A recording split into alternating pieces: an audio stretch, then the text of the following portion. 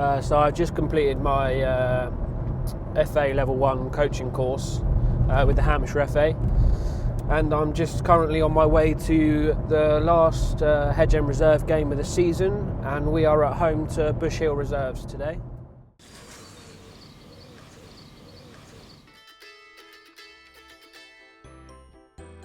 I'm Matt, a student from the University of Winchester, and I play in goal for my local team, Hedge End Rangers. Today I start the journey of becoming a Level 1 qualified football coach with the Hampshire FA, in the hope to acquire the skills and knowledge I need to help myself and my teammates play to a higher standard of football in our reserve team. Let's take a look at an overview of chosen course. The introductory modules are important to help me start thinking about what it takes to become a football coach.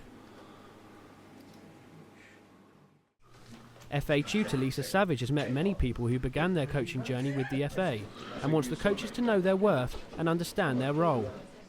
When they first come on the course, they say they're just dads helping out and volunteering at their club. I'm trying to show them that actually they're not just dads, there's role and responsibilities that come with working at a football club.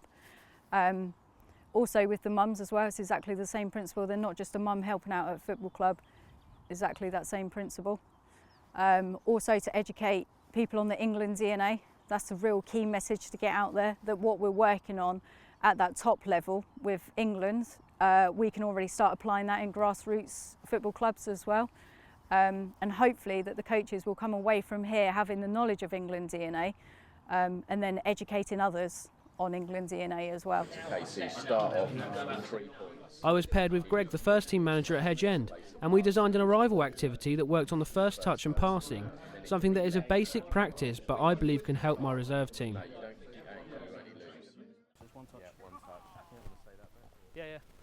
The England DNA has 5 components to it which I attempted to incorporate into my coaching. The components are who we are, how we play, the future England player, how we coach and how we support. And I wanted to know exactly what I should focus on, having never actually coached a team until now. Okay, focus on arrival activities. So as soon as the players turn up, get them involved in an activity with a ball or a game of tag to work on their fundamental movements. A game-related practice where you're allowing lots of ball roll-in time. And also to give you the confidence to go away and work in that environment. I've played in the reserves all season, so we're coming towards the end of the season now, and you know, I haven't been in the first team much. I haven't even spoken to Greg much until now, but getting paired with him today, it's been good to talk to him. He's more knowledgeable than me. He's been doing coaching stuff a lot longer than I have, as I've just been playing football. So it's good to be paired with him. I'm learning a lot through other people, not just through the course itself, which is also a good thing. And yeah, it just helps me to develop my own skills as a coach. I think the training session we led today, the arrival activity, was a good one. You know, I find one of the hardest things for me to do as an individual in anything that I do, not just coaching, is being creative. And obviously when you're trying to think of a plan or of some sort of activity to do, you obviously have to have an element of creativity in there. But it's not all about chasing cups or scoring goals. Saving lives could be another job of a football coach, and it doesn't hurt to have learned how to deal with players who have certain injuries or may even need CPR.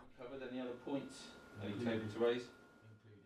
It is important to have a great understanding of the safeguarding of children and how to notice abuse, and above all the action to take if you think abuse has been happening. To be fair, you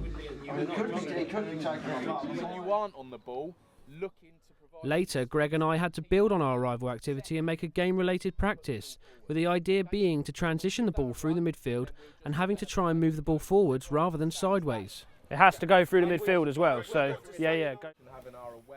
I had to find out how exactly the course can benefit me, considering I've only just started coaching my team. Because some of the guys that you've been networking with on the course, a lot of them have come through and maybe had 5 or 6 years experience already. But like yourself, you'll see that there's other guys on the course as well who likewise haven't had that experience, but by networking with these people, you're aware that there could be opportunities out there for you to become a football coach at one of their clubs. And also realise that you're not the only one in that same position as well, that people do come on the course even though they're not currently coaching at a football club. During the practices carried out on the course, it was vital that we gave feedback to our peers, as this is a great way of learning and improving ourselves.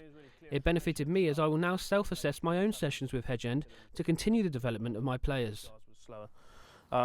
Good use of space. I think there was enough room, not too much, and wasn't too small either.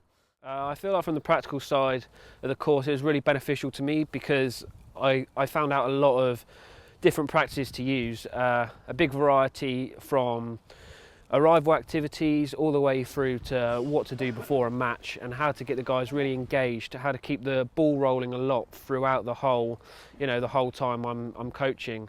And that's really important, because it stops my players getting cold, stops my players losing focus, losing concentration, and really gets them thinking about the task in hand and about how they can start thinking about their game, start thinking about what I'm trying to give them to help them improve, and hopefully it will see improvements. So I've just completed my FA Level 1 coaching course with the Hampshire FA, and I'm just currently on my way to the last Hedgend Reserve game of the season, and we are at home to Bush Hill Reserves today. Yeah, I think the course has helped me a lot in terms of getting the team more organised, producing good practices so that they can feel engaged in the sessions, understand what's going on, understand what I want from the team in terms of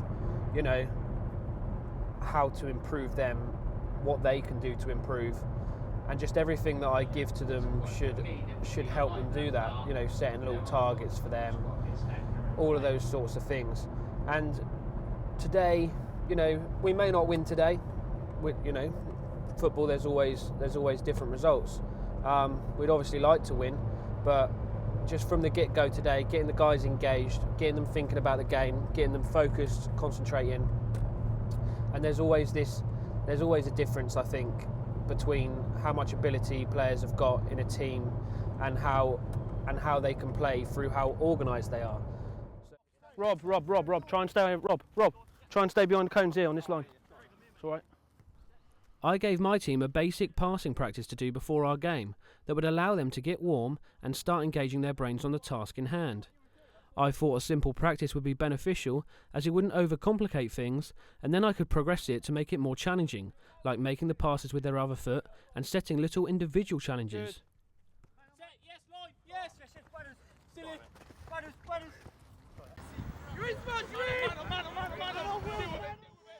On the day, the result didn't go our way, despite my team's best efforts against Bush Hill Reserves.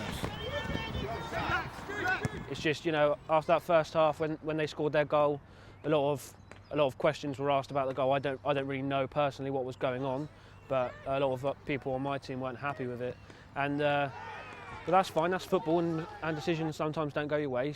But we did let our heads drop a bit after we conceded that goal, and it didn't help us. We spoke at half time about coming out and trying to bring the game to them, trying to play our game, trying to keep the ball on the floor a bit more. But I don't think we really managed that. And obviously after they get the red card, we've just tried to push up a bit too much, and ended up conceding a couple of goals out at the end, which didn't really affect the game. So I think after maybe a few weeks, everything's going to take time. Even if we won today, there'd still be room for improvement, of course. So, but I think my new skills, if I can get a lot more practices into the guys and give them a lot more feedback on it, and try and improve them, set them their targets, set them their long-term targets, their personal targets while they're doing the training, and maybe I think just get a bit more motivation into the guys, because today a lot of people getting on each other's backs, which no one really wants to see, and I just calling out. I'm calling out from the goal. I just want positivity out on the pitch, so we can try and get goals, try and get a better result.